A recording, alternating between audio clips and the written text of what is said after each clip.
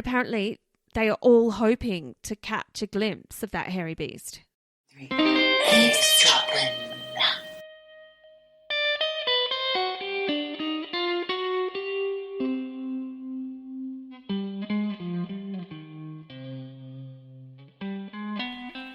Well, hello again, Michelle. How are you? I'm still in Australia.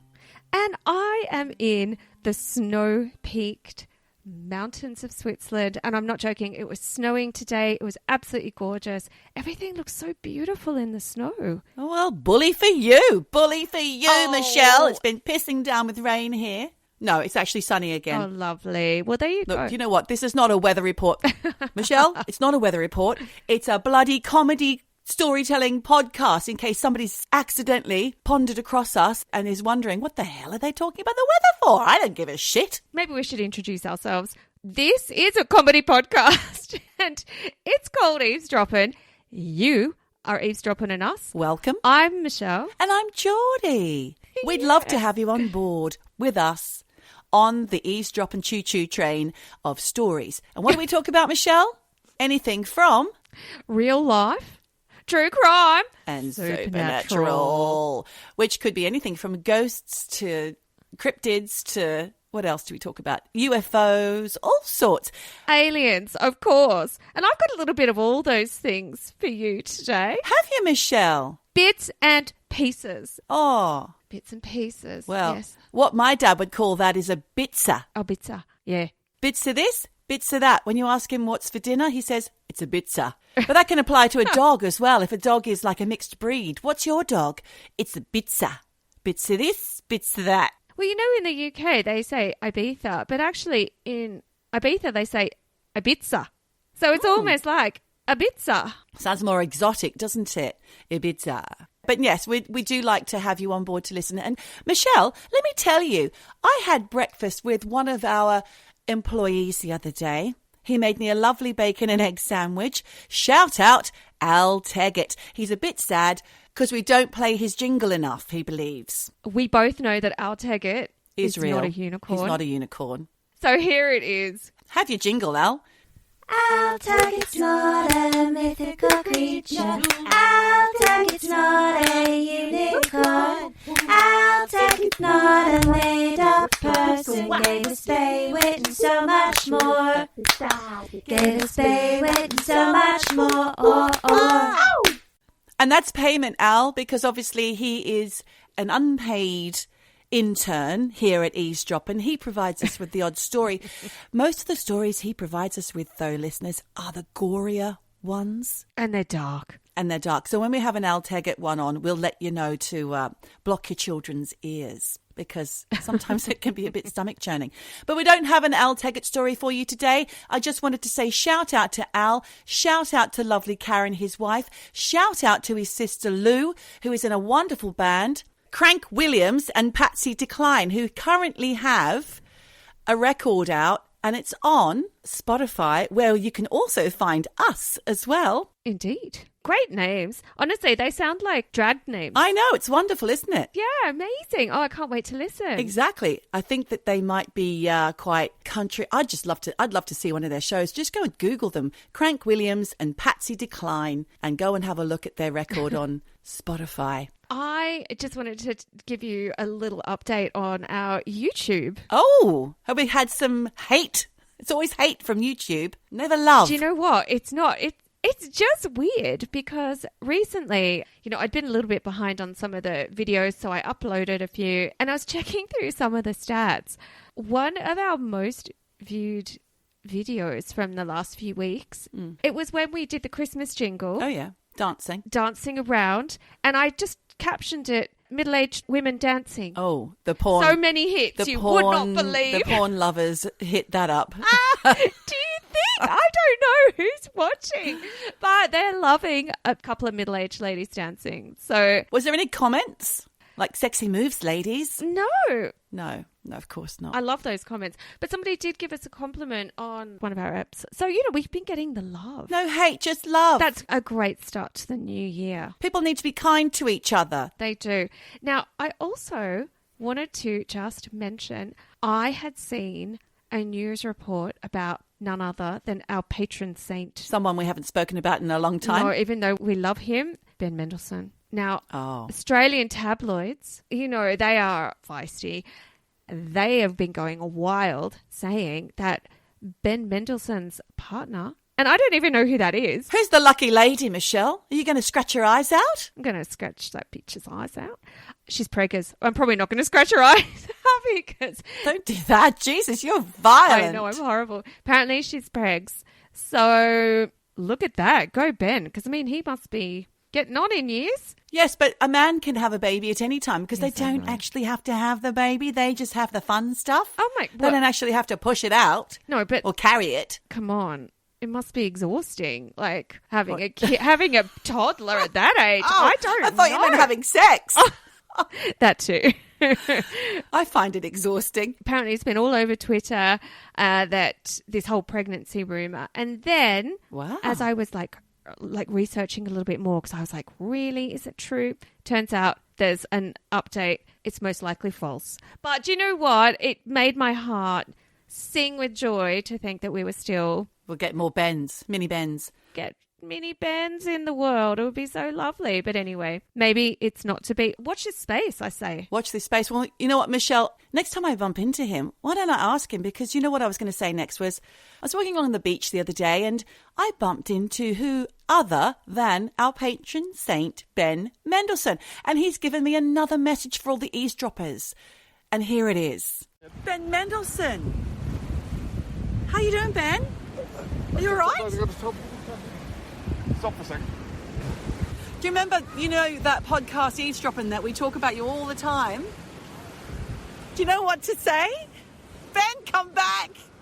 Ben, don't run away. Just, Ben, wait, just say. Whatever you're doing, keep enjoying it and keep living it eavesdropping. Eavesdropping, eavesdropping, eavesdropping. Oh, thank you. That's your Ben message. Oh my God, I cannot believe you bumped into Ben Mendelssohn on the goddamn beach. It's very handy being in Australia. You never know who you'll bump into. Did he have a tinny brown lemonade? Brown lemonade in hand at all times. Well, we love you, Ben. Thank you so much for that message. And do as he says and keep eavesdropping. Now, Michelle, have you got anything to tell me? Anything new happening on your side of the planet? I always say this, that I don't read rubbish rags. Well, I think we all know that's not true. I know. I did read just this past week, just a couple of days ago, an article in The Sun. Yep, I'm back to that rag. It was a really fantastic article because it was all about the most popular kind of paranormal shit that British people believe in. Great. Oh, yes. And look, I think it's all to do with some kind of publicity because there's a TV show coming out called Souls. Oh. And it's apparently this German TV series about a boy who thinks he's had a previous life where he was a pilot and died in a plane crash in 2006, and he remembers like his whole past life. That's very interesting because we've done an episode on that. Yes, we have, exactly, where there were children. Do you remember? It was a child who believed that he had been a pilot in, I think, the Second World War or something. Yes. So I'll link to the show note for that episode for sure. Same as you, I thought we've covered stuff like this. I think that's when the Straits of Malacca were mentioned. Let's not talk about that again because I am flying Malaysian Airlines, so I don't want to talk about any kind of plane crashes. You'll be fine. You'll be fine. You'll live to live another day and keep eavesdropping. Live to record another eavesdropping episode, hopefully. Exactly. Look, I mean, the series sounds all right, German, so you got to read, I guess, the subtitles. Oh. And like I said, full disclosure, I haven't watched it. I have not watched the show. I actually don't even know if it's out yet. But the thing is, as part of the publicity around this show, it's on Sky Atlantic apparently, they put money behind a survey where they spoke to 2,000 adults across the UK. And I found it really fascinating. So if you live in the east of England, you are more likely than anyone else over the country to believe in UFOs. Well, I'm in the east. What do you believe? I do believe in unidentified flying objects. Yes, so do I. But I don't necessarily know what they are or where they're from, but I know that there are things in the sky that are unidentified, that's for sure. Yes, I would agree, because There have also been a lot of news reports coming out in the last weeks about, in a way, all the stuff that was unredacted files, all the declassified stuff. A lot of military people coming forward and saying, back in the 80s when I was a commander, I saw this, I saw huge unidentified craft going at 10,000 miles per hour, like unheard of speeds, craft that was so advanced. And they're like, to this day, I know what I saw. Yeah. We always say that. I know what I saw, but they don't know what it was. And I think that it's kind of what you're saying too. People see things, but that we don't know what they are. There's too much anecdotal evidence to believe that. You'd have to be higher up in the military to know exactly more, or exactly what it is, or more about it, because quite often it is military. What do you think about Prince Harry, by the way? Just to segue off that for a moment, he's been in the papers, and you probably don't know this because you only read The Sun and you only read silly things about UFOs, but his book was accidentally released early in Spain, and people got their hands on it and translated it and found the biggest thing in there, apart from him having a knockdown, drag out, throw me against the dog bowl fight with Prince William, he confessed to killing people when he was serving in Afghanistan, and he wasn't. It's not okay to say that. Oh my God. And then commanding officers and people from the military, whether they worked with him or not, I'm not sure, had said things like he's trashed his birth family, now he's trashed his second family as well. Do you know what? Like, that shit you don't ever mention. Burning bridges. You don't mention that especially if you're royal. Yeah. You don't tell people that you shot down. And we don't even know if it was civilians. Well, I think he knows. I think he made out that they were key figures, and he said something like they were just chess pieces. Chess, sorry. And then there was somebody from Afghanistan who said, well, thanks for admitting it, but what to see you next Tuesday? That's outrageous. Who's his PR person? Who's ghostwriting and editing that book? Because you edit that shit out. That's common sense. It must be Americans, because his wife, I don't think they understand the protocol. And Harry's ready to embrace it. Oh my God. Sorry, I'm not going to go on about it. It's boring. Harry's boring. Harry is boring. I knew that there was a book coming out called Spare, and all I could think of was, oh, boo fucking who? You're a royal. You've got such a privileged life, and all you can, exactly. And all you can do is complain about, I'm not the heir, I'm the spare. Like, oh, fuck off. Apart from the fact that he lost his mother to the paparazzi, but what's he doing now? Inviting more paparazzi into his life for the sake of a buck, I think. I mean, I don't know. Maybe he does just want to get it off his chest, but that's what therapy's for, Harry. I know, and you do it, like, privately. Harry's boring. I don't want to talk about that. Move on. Let's talk about UFOs. Well, guess what the big thing that Londoners believe most in? I can't wait. Hang on. Let me guess, because you asked me to guess, so I'm going to guess. Let's see. Cryptids. No! Witches. Oh, well, they're real. Yeah, but I don't know what kind of witches, because we know that witches Wicked witches. White witches, and, well, maybe they're thinking all Halloween-y, but no. I think that's very interesting that Londoners are super witchy, because, we know Hampstead Heath on a solstice. Do we? Full of witches. Yes. Did we know that? I didn't know that. But now I know where to go.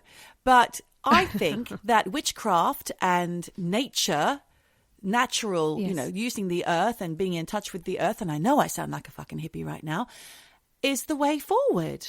More of us should be embracing the earth's magic with a K. You say it's the way forward, but it's actually the way of the past. Way past. Yeah, that's how we've always lived. Yeah. With the rhythm of the season. But we've lost our way and we need to find it back again. Maybe not if you're in Northern Ireland, because apparently the big thing that they all believe in... They still dunk them. No, it's more, I mean, shouldn't laugh. Look, there are probably people that believe in witches in Northern Ireland, but the big thing they believe in is Bigfoot. Bigfoot. Yeah. Oh. That's what they believe in. That is the thing in this survey, that Northern Ireland, it's all about Bigfoot. And apparently they are all hoping to catch a glimpse of that hairy beast. In Northern Ireland, though? Yes. There is one. So region by region. Yeah. East of England, UFOs. Londoners, witches. Northern Ireland, Bigfoot. So they must believe that there's one hovering around in Northern Ireland. I think they do. I think several. And I think they're all kind of really keen to, lay eyes on it. Wow. But apparently, if you live on the Humber, Yes. it's all about psychics and mind reading. And in the West Midlands, they were the biggest skeptics of all that shit. So, well, they're very earthy people. The West Midlanders, was it? West Midlands, not West Country, West Midlands. Yeah, that's Birmingham, Black Country. That's Black Country, isn't it? West? I'm not sure. I think so, yeah. But on paper, Londoners rate themselves as more spiritual than anywhere else in the country. But I don't really know what that means. I'm a Londoner, but I included myself in the East because it's southeast, isn't it? So maybe East they meant like Norfolk and... Yeah, maybe. And Cornwall and... Oh, that's West, babe. That is West. That is West. Yes. I'm getting all mixed up here. But the thing is, Londoners were also the most willing to believe in mythical creatures. Yep. Conspiracy theories. Sure thing. Demons. Bring it. Zombies. Uh-huh. Oh, no. No thanks, actually, to zombies. I know, nobody wants that. I don't want them. And they also believe that Elvis is alive. Ah, now, come on. Even if he was alive, shouldn't he be dead by now? We've spoken about this before. He's had a really bad diet, lots of stress in his life, and he would be 87 or 88 by now. Come on. I mean, look, he could be hanging on. But not after all those fried cheese sandwiches. No. But interestingly, this survey found that when it comes to whether or not people believe in life after death or reincarnation or just some kind of afterlife, it was boom down the middle, 50-50. Like people believed and people didn't. And I found that really interesting. Obviously, there are a lot of religions that believe that there is, reincarnation and life after death. But 50-50. Well, it's not something that can be proved, is it, Michelle? Or disproved. So, or disproved. Exactly. Either way. And apparently 14% of people, they've had, a round or two with a Ouija board, trying to talk to dead people. Most people have had a go at that, even as a kid. Even if it wasn't like a proper Ouija board, even if it was just, on school camp with a glass and some Scrabble letters. Like, I'm sure people have had a go at that kind of thing. But a little bit like you at the beginning of this conversation, 70% of people in the study apparently felt that there are just some things that science can't explain. A little bit like UFOs. Yeah. We think that they have been seen, but we don't know what they are. I get that because I don't believe that we know everything and that there is a scientific explanation for everything. And I think we'd have to be pretty self-centered to believe that we know everything. Well, Michelle, we certainly don't know everything. And I think that there are some huge gaps in our knowledge, as has been proven time and time again every time you listen to this podcast. It's true. We always say don't come to us for facts. Do not. But 52% of people who do believe in the supernatural or the paranormal, apparently they believe because they've had something happen to them in some way that's made them believe in, and it's proven to them that supernatural shit is real. And that's what we want to talk about. We want to talk about their experiences on this podcast, especially. Write in. Tell us what's happened to you. If you are one of the 52%, please get in touch. Yes. It is a lot. And the thing is that 35% of people just have a gut feeling that there is something more that we don't know, whether it's ghosts or werewolves or aliens or whatever. Werewolves. And then there was a top 10 of what people believe. Do you want me to start from the top or the bottom? Start from the bottom and work your way up. All right. Number 10, werewolves. I think that's ridiculous, but go on. People still believe in werewolves. I think that's ridiculous. Number 9, Bigfoot. I mean, I actually thought it would be higher up the food chain. Okay, you're going to love this. Number 8, this isn't even supernatural. It's more conspiracy. They believe in the Illuminati. Okay, well, it does exist. It's a big thing. It did exist, Michelle, and it probably still does to a degree, but I don't think it really has that much control that people think they do. But it's a thing. I don't know. We've talked about it. Go back and listen to our Illuminati episode. Scroll down. Oh, yes. And, every time I get in a London cab, oh, Jesus. Like, basically, I'm regaled with Illuminati talk. Then, number 7, demons. And I get that. I think that demons. people... No? I just think that people have, like, a feeling of that there are evil spirits out there. Called humans. 6 is mind reading and psychics. I'm surprised that's not number 1, to be honest. 5, witches. Weird because they do exist. So you can't really say, I believe in witches, like fairies, because they're real. Fairies isn't even on here, just FYI. Number 4 is JFK's assassination was an inside job. Well, yeah, that should be up the top, I reckon. There'd have to be a lot of precision. I mean, maybe but not as much back then, but I think there needs to be a lot of precision that goes into a random shooting and no one being caught for it. Although they caught someone, didn't they? But well, supposedly, but who knows? Yeah. And then 3, reincarnation.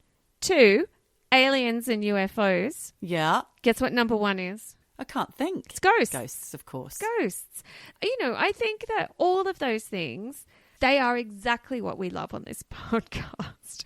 Conspiracy theories, mythical any of those creatures. things in that list. I know. Please get in touch. We're all over it. So, yeah, get in touch. www.eavesdroppinpodcast.com. Hello at eavesdroppinpodcast.com. Email us your story. Share, like, all of that.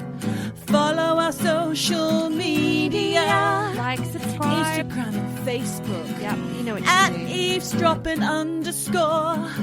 You got that right. Just eavesdropping. With a G. Yep. Actually, one listener did get in touch, and she's been getting in touch a lot. Danny, our lovely friend in, I believe she's in Victoria in Australia. She did that lovely road trip and listened to Eavesdroppin' She on did the road trip. Yep. Exactly. She gave us a couple of good stories, the Swamp Lady and the Phillip Island murder. Well, she also gave us another one. And Michelle, you gave it to us last week. It was the Vanishing Lady. And I was going to not tell you about that and secretly surprise you with it. And I just started listening to the podcast. So confessions, when you started telling me last week about that, I knew a little bit. That was done to Danny. Danny, just so you don't think that we've done the episode and not given you the credit. Or a because you, shout-out. like Al Teggart, are another unofficial intern researcher. Indeed. So thank you, Danny. Oh, thank you, Danny.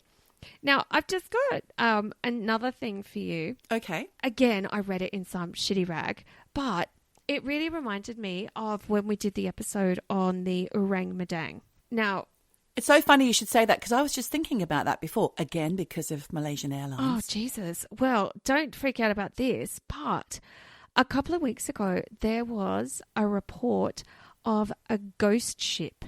Ooh. Not like a bullshit made up story. This shit happened. Not a bullshit. Not a bullshit. Bullshit.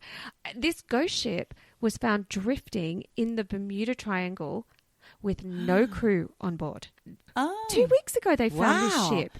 How old was the ship? Was there any log? Well, Ship's log? it went missing in 2013. Oh, Jesus. Yeah. And it was captained by an Irish yacht club sailor called Alan McGettigan. And he had sailed with some mates from Connecticut to Bermuda.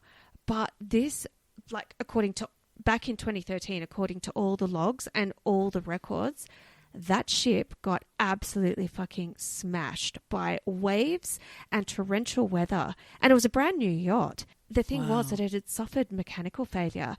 The skipper and the 3 other crew members, they sent out distress signals. They got rescued by a cargo ship after they'd had to abandon the yacht. Oh, the actual people were rescued? Yes, they were. Swimming around? Well, I imagine they were in in a dinghy or whatever, the life raft. And the thing is that because the weather was so bad, even when the cargo ship picked them up, no one ever saw that yacht again. And they just said it was so badly damaged that the storm was so full on that there's no way that ship survived. And everyone just assumed the yacht sank after the storm. Wow. Because there had been no trace. And they'd been looking. They were looking for that ship. No trace of this ship. Then, out of nowhere, it pops up. Well, 2 Ocean Research Project workers, and I don't know where they're from. I think they were American.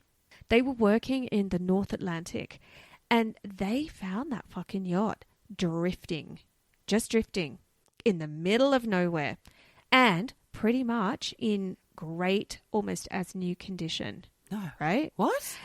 Yeah. And so what do you think these guys did? What did they do? They were like, let's go on board. Oh. And they disappeared. No. They actually were shitting themselves because they thought, fuck, we're I going to would find have dead been. bodies and all sorts Yeah. on here. Well, they found nothing on board. But this ship was 800 miles from Bermuda, 1,500 miles from the US, and more than 700 miles from where it was abandoned in 2013. That's amazing. In the middle of fucking nowhere. Wow. Missing for 10 years. Just drifting with no one on board. And you know what I'm going to say is going on here? Interdimensional mishap. Do you know what? You always go there. No, I know. Aliens, of course. Oh. Of course you think. Of course you must know that Well- I think. Because honestly, how? What, they took it, they fixed it, and they put it back. Or it just got beamed up and then boom. But no crew members on board because they'd already abandoned. Yep, there was no one on board. Was there anyone left behind? No.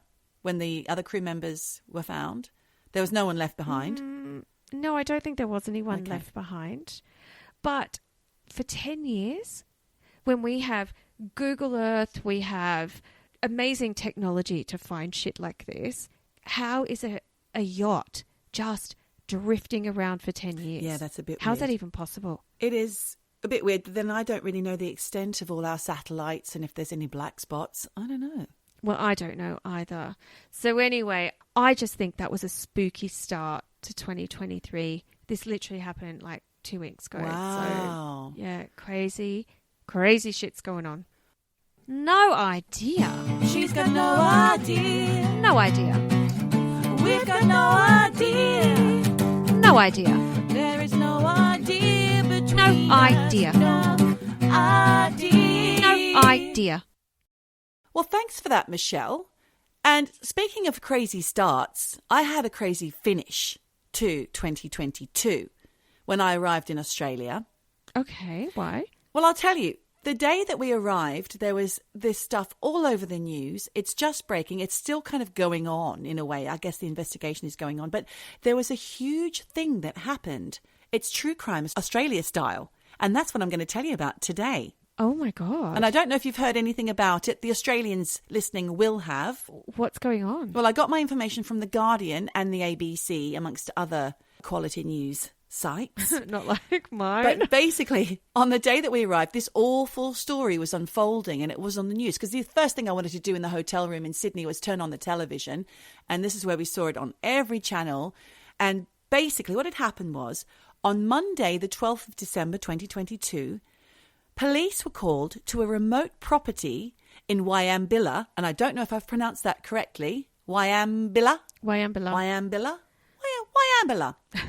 That's in Queensland, up in the north, the hot spots, to search for a man called Nathaniel Train, who was 46 and from Dubbo, New South Wales. Now, he had been reported missing on December the 4th. Okay. Nathaniel had been the principal of a school where he suffered a heart attack while he was at work. And he had left the school and left the employment of New South Wales school systems to recover in August 21. So he'd been out of the school system for some time since this near fatal heart attack. So he officially left his employment because I think that with schools you get, gardening leave and things like that. Yeah. And he officially left in March of 22. Now, he had in that time made complaints to the education department about the school's teaching and discipline policies. And he was also against being forced to vaccinate against COVID-19. So he would have had to have left his job anyway. So people in the health industry, in the education industry, they were mandated to have to get the vaccine. So he was an anti-vaxxer. He didn't get the Well, let's vaccine. not use that term. We can, but anti-vaxxer kind of is a bit of a conspiracy theory kind of name to use, isn't it? So at this stage, we're just going to say he didn't want to get vaccinated. And I think that it's a choice and that's fair enough. Anyway, it's believed that Nathaniel spent the following year travelling around, but he was in contact the whole time with his wife and his family, well, his wife at least, which is what we're calling his family in this story today, up until October 2022. So how old is he? 46. And he had a heart attack. He'd had a heart attack the year before. He had some trouble at work. Then he left, and then he went travelling around, and his wife, he was in touch with her until he wasn't. Do you not think that's a bit weird? Why? To just leave your wife and go, I'm going travelling. I don't know. I just find that odd. I know people whose husbands get on their motorbike and go up north for 2 weeks and they don't hear from them, or they do hear from them because they have to keep in touch. Obviously, it's dangerous. They want to know, are you safe? And I think maybe I'm just assuming that that's what was going on here at this stage of my story. Okay, well, if it's only for a couple of weeks, I get it, but I don't know. Well, no, it wasn't, because he went, he was off travelling around, but he was always in contact with his family until October 22. They suddenly stopped hearing from him. So a public appeal was issued to locate him. Okay. Right? The family were worried. Nathaniel had been raised with his brother Gareth in a deeply religious family, and their father Ronald was a former pastor at a Baptist church until he wasn't anymore because he was a bit extreme. Okay. So then he started his own Christian independent fellowship church because the former church in Toowoomba had closed down. Right. So already I'm hearing alarm bells. Doot, doot. Ronald had even written a few books, mostly anti-Freemason. He did not like those Freemasons one bit. Oh, my God. He sounds like a bit of a full-on character, Ronald. I don't know a lot more about him. Like I said, this story has only just recently kind of happened, and I've only got what I've got, and I think there'll be more coming. So we're going back to Nathaniel, the poor missing Nathaniel. He met and married his girlfriend, whose name was Stacey Mary Christoffel, in 1995, while they were both still teenagers, and they had met at Ronald's church. So Nathaniel and Stacey, they had 2 children in the years that they were together, and they trained as teachers and occasionally lived with Nathaniel's older brother Gareth. It's said that these 2 brothers were very different to each other. So Nathaniel was a calm presence, but Gareth was a hothead. And at some point, Stacey Train, married to Nathaniel, swapped Nathaniel for Gareth. What?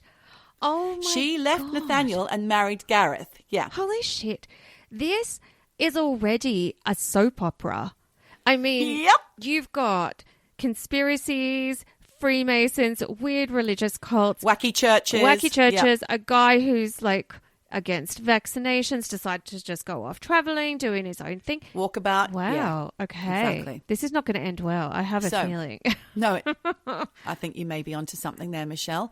So this caused a scandal and a rift in the Train family, but also Stacey's family, who she then became estranged from, including her and Nathaniel's children.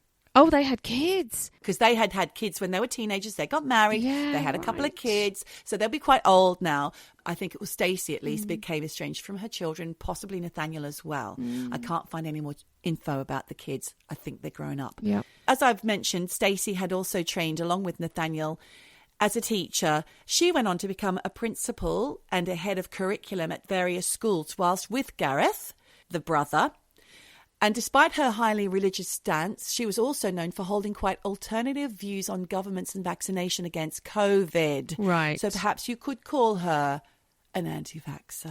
I don't know. I don't like to bandy those terms around, but it's very evocative, isn't it? See, I don't think being an anti-vaxxer is that bad. I think if you're an anti-vaxxer, you're probably quite proud to be an anti-vaxxer. You're loud and proud, you know? Sure. But I think that term is heavily loaded, and I think it kind of paints already an image like I'm a Christian, or I'm a Tory, or I'm an anti-vaxxer. I think those terms kind of make people already make assumptions about a person. I would not like to be labelled any of those things. No.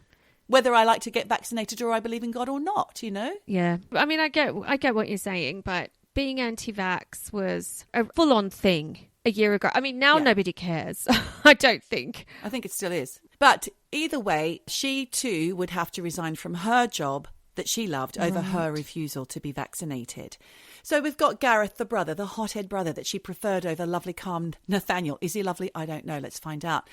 But Gareth also worked in education, but not in a teaching role. So people felt that he and Stacey were quite a strange pair because they would travel from one small regional school to the next. One local resident who worked at one of their schools recalls her first meeting with the Trains, Gareth and Stacey, that is.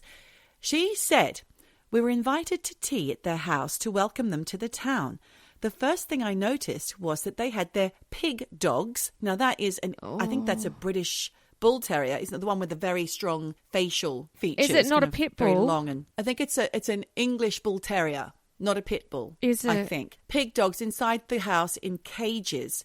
And Gareth, or maybe it is a pit bull, because why are they in a cage? They're very dangerous. Gareth had a big collection of hunting knives, and then he told us he was a social worker. So they seem like hillbillies. Oh, my God. And then he comes out with, I'm a social worker. So Gareth had become known for taking his dogs to the local swimming hole, which was frequented by children, and making a show of hunting down wild pigs with these dogs in front of children. This he's got a screw loose. A bit screwy. Other people said that he would often sit on his veranda and watch his dogs mate. And people thought that was most distasteful, as I do. Ew. Oh, my God. This guy's he's not right. Well, there's more. Oh, shit. Another local said, we would often find the gutted carcasses of pigs at the local watering hole he's talking about, or around the house, I don't know where. He said he would often find the gutted carcasses of pigs there. Sometimes we would see Gareth with his knives running around with the dogs chasing the pigs. Well, for a start, Michelle, I've got to say one thing here. God. Don't run with knives. It's dangerous. And also, too, why are you carrying a fucking knife? Running around, chasing pigs. Those poor pigs. I mean, I guess they were wild pigs. What, razorbacks or something? I don't know if they were that big. Are they massive, those razorbacks? I don't know. This is another resident saying we would hear the boars screaming as he gutted them. Oh, God, how awful. My God. Honestly, you'd just be thinking, I want these people to breeze the fuck out of town just the way they breezed in. Yeah. You just want them gone. Yeah, sure. Want them gone. You don't want that shit in your neighbourhood. You don't. And guess what else he would do? He would hang the pig carcasses up in his backyard, which backed onto the school. So the kids were watching this. So you know that, Yuck. most psychopaths start with animal. Yeah. Animal mutilation and animal killings. And he had no shame. He was just doing this broad Well, we daylight. don't know that he's a psychopath yet, Michelle. You haven't heard the rest of the story. I'll suspend my judgment. So anyway, he would butcher them. He would butcher these pigs, and the blood and offal would be running directly off of their yard or garden, we would call that in the UK, into the school oval. So the kids would be running around in guts and blood and guts, and the smell of the offal and blood would be running onto the football field. And then they'd have to say, there would be a smell. Hi, Mrs. Train. Hi, Mrs. Train. Or can you not? Could you go home and wash those football boots? They're covered in blood and offal. Well, that's because your husband just threw them onto the footy field. Yeah, it was a bit of a thing. I think it was a bit like, oh my Shit God, show. how much more can we take? Yeah. The locals told media that the school children would complain about the smell of all the blood and guts, but nothing was done. Oh, my God. No. That's quite serious. Yes. If it's exactly. that stinky. Yeah. Another local recalled Gareth letting his dogs out to attack other dogs and driving erratically past people who were walking alone along the road. One local told the media, they said, he would come over the grid at 100 kilometres and miss me by an inch. Fucking hell. One woman said. I mean, if he's the hero, I'm going to be surprised not. because he sounds... No. Okay. Okay. This guy, Gareth, he would insert himself into any school that his wife was working at by becoming the secretary, the gardener, or the cleaner. And during parent-teacher meetings, he would either sit in on them or stand just outside the room. Basically always hanging around. He was obsessed with her. Yeah. And also, this source said that Gareth started to physically discipline children when he was on school grounds. And if he heard them swearing, he would send them home, but he would walk them back with their arms up behind their backs in an arm lock. Okay. Too much, right? You don't touch kids. I mean, the thing is, we've all seen the slap. You don't do that. You can't handle kids like that. So they ended up with no children at this school. And another source told the ABC that she had seen Gareth assault Stacey. Some witnesses say that they saw Gareth dragging Stacey up by the hair of their stairs into the house. So already I've painted you a picture of Gareth Train. He doesn't sound like a lovely person. Obviously, we don't know, but this was numerous witness statements back to the media after the event, which I'm going to tell you about. I wonder if she ever regretted, why did I leave the other brother? Well, back to Monday the 15th of December, Michelle, and I'll tell you what happened next. At the Wieambilla property, 4 police officers were sent out to do a routine address check to search for the missing Train brother, Nathaniel. Police constables Matthew Arnold, 26, and Rachel McCrow, who's 29, jumped a fence to gain entry to Gareth and Stacey's property, where they were met by a hail of bullets as they walked up the driveway towards the house of the property. Yes, they fell to the ground and they were executed in cold blood. This is what happened on the 15th of December when I arrived. Oh, my God. The two colleagues... That's fucking full on. The two colleagues, Constables Keely Brow and Randall Kirk, who were both 28, all these officers were so young, they took cover behind them. Kirk suffered a bullet graze while Keely Brow, she managed to escape by hiding in the grass on this remote Queensland property. Then the three trains, because Nathaniel was there, plus Stacey, plus Gareth, launched an ambush to get the Constable Keely out from her hiding spot by lighting a grass fire. So she was convinced she was going to die. She thought she was either going to be shot or burned to death. So she starts making farewell calls to her family on her phone. Oh, my God, this is horrible. But the fires alerted the resident property owner, Alan Dare. So he saw the fires. He wandered over to see what the hell was going on. He heard gunshots, saw the smoke or something, and he was shot dead at the scene. Oh, my God. So now we've got two constables and a neighbour shot dead. Yeah. What the hell is going on? This was just a routine check. Yeah. By 6 p.m., the police issued an emergency declaration urging locals to stay inside, and a police helicopter was deployed, and 16 specialist officers arrived at the property. It's a siege. What the hell are they hiding in that house? What is going on that they felt that they had to just mow down with bullets anyone who came near? Yeah. This is fucking weird. Well, there's a lot of questions, and I don't know if I have the answers for you, but I'll tell you what happened next. The siege went on until 10:30 p.m. in the night, when the three shooters, Nathaniel, Gareth and Stacey Train, were all shot dead by police. What? And I believe that they had actually done some videos whilst in the house as well. I'm not sure. They were taken down. All three of them were killed. Yeah. So there's not going to be any answers now. So the three Trains, two officers and a neighbour, all murdered on this day. So from The Guardian, it said the Queensland police believed that there was evidence that the shooters had been inspired by a fundamentalist Christianity group and conspiracy theories. So Oh, no. that was not taken into account, or it wasn't thought to be serious enough for the siege to be deemed as an act of domestic terror. Okay. There was no evidence of a connection to any particular group. And despite online rantings by Gareth Train and a link to US conspiracy theorists, these showed that Gareth Train was influenced by elements of a fundamental Christianity and conspiracy-heavy, something called sovereign citizen movement group. So he was involved, he was into it, but no one believed that it was going to be fatal. They didn't flag them as being dangerous. So that's why when the 4 officers were sent out, it wasn't believed to be a big deal. Look, people get ranty online. You know, they get ranty online. They might believe in some kind of conspiracy theory, but unless there's something that's really alarming, you do just think they're maybe just a bit nutty. You don't expect them to have guns, you know. Exactly. This sovereign citizen movement became really popular during the pandemic. It was people who were challenging the state border closures and mask rules in shopping centres. So it was very popular. A lot of polarity was happening during pandemic times, if you remember. And this is I do. the legacy, probably one of the many legacies that we have to live with now as a result of that. But like I said, there were no red flags to counter terrorism groups. So these police officers were just sent to a run-of-the-mill check. There was no need to bring the heavy hitters. There was no need for the armed response team to be there necessarily until they were gunned down before they even arrived at the doorstep. Oh my So God. were they lying in wait? Was it a setup? That's something that they're looking into right now. But they don't believe that it was. Well, the thing is, how would they have known the police were on their way and be ready with shotguns? Like, I don't know. Well, because somebody must have said that Nathaniel was seen at this Wieambilla property. Or maybe the Right. wife said he might be there. We don't know those details just yet. But there initially were concerns that the reporting of Nathaniel Train as a missing person was also due to him being wanted for a border breach. Now, this has only come out since the siege. Okay. They believed it might be a trap, but it is now known that his wife was genuinely concerned for him and his welfare since she hadn't spoken to him for so long, since March. Add this to reports that he had crossed over the Queensland border from New South Wales by driving his vehicle through an electronic border gate and caused damage to the border crossing. Plus his car got bogged, and I think he must have abandoned it, and firearms were found inside the vehicle by police later.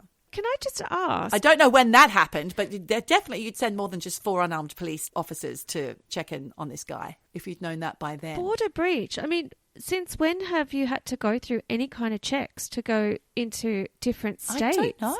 That sounds bizarre. Well, let's look into that.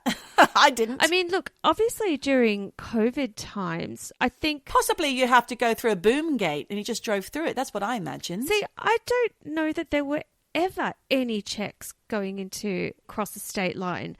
I've never ever heard of that, but Yeah. I do think that maybe during COVID times in Australia, because every state had a different COVID response and they were like locking down state by state. Yeah. Maybe that's what a border breach was. Maybe they put these things in place at that time. I would certainly hope that that doesn't exist now, because that's quite terrifying. Although, Yeah. you've certainly been through, ACT to New South Wales and not encountered anything like that. There's no borders. These poor police constables, young lives taken, Rachel McCrow and Matthew Arnold, they were recently remembered, Michelle, in a memorial service which was attended by more than 8,000 people. Plus, there was something for the fallen neighbour, 58-year-old Alan Dare, and he is actually being given a posthumous medal for bravery. So, like I said, I don't have a lot of answers about what actually went on, but currently forensics are trawling through hours of online presence from the trio, the murderous threesome, to try and find any cause or sign of their intentions. But for now, it's not being classed as a terror event. So I would say, watch this space. We will give updates as and when we find them. Conspiracy. I think it's a conspiracy. I don't know if you know this, but after the 1996 Port Arthur massacre in Tasmania, where a lone gunman went shooting and 35 people died in this Port Arthur massacre, guns were outlawed in Australia.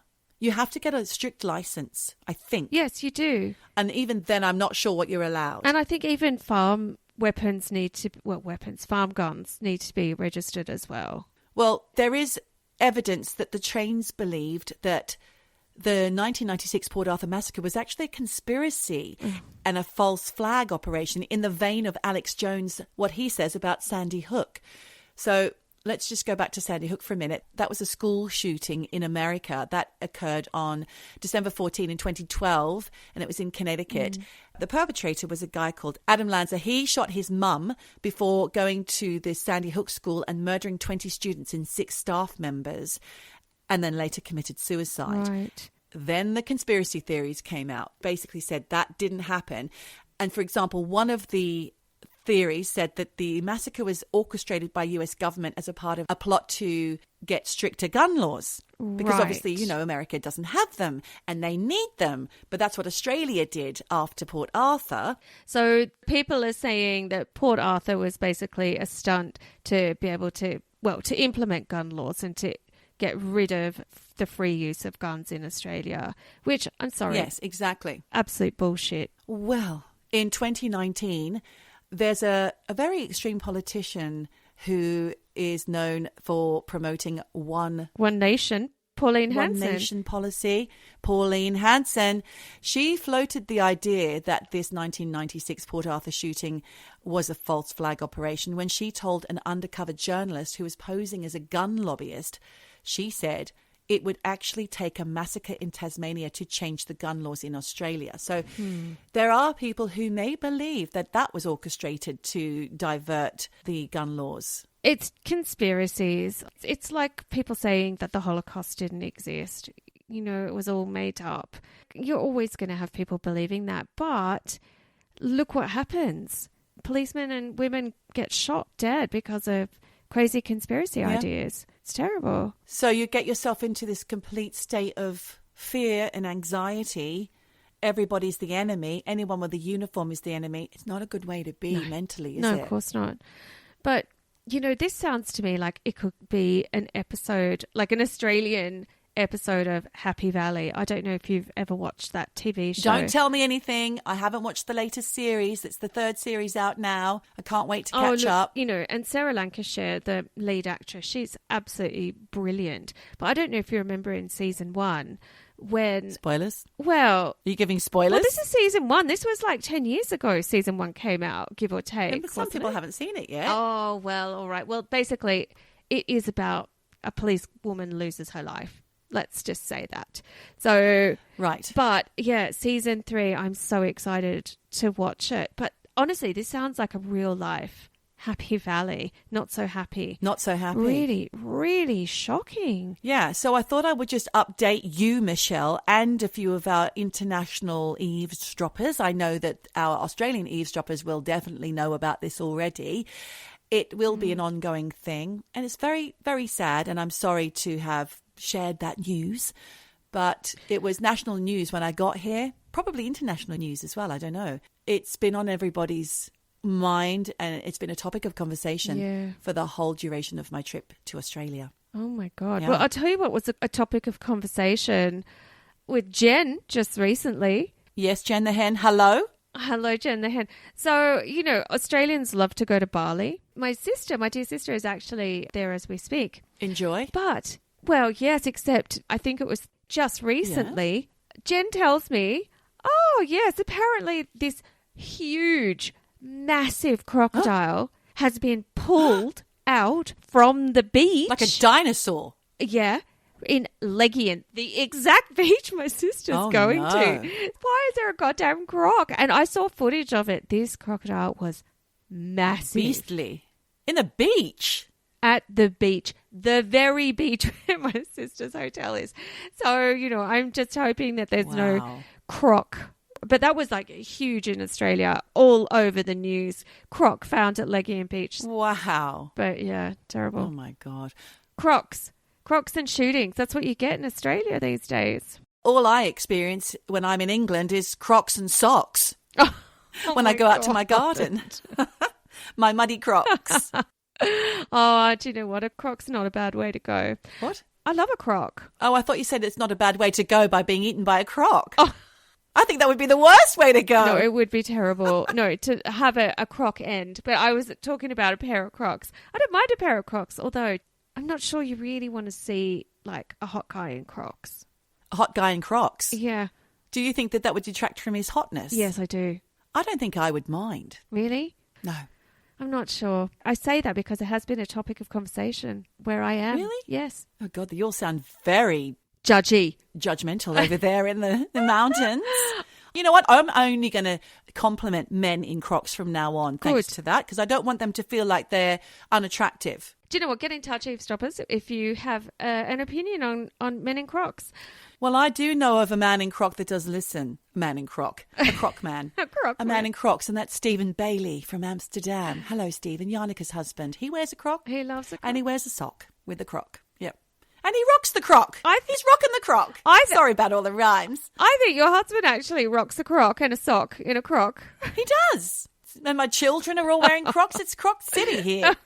Oh, I'm sorry. Don't diss the Crocs. I shouldn't like throw shade on the Croc. In Croc. fact, today, Michelle, I'm wearing a Croc wedge. I'll show you. This is a Croc. Oh, but come on, that's not a typical Croc. That's a fashion Croc. That's a fashion Croc.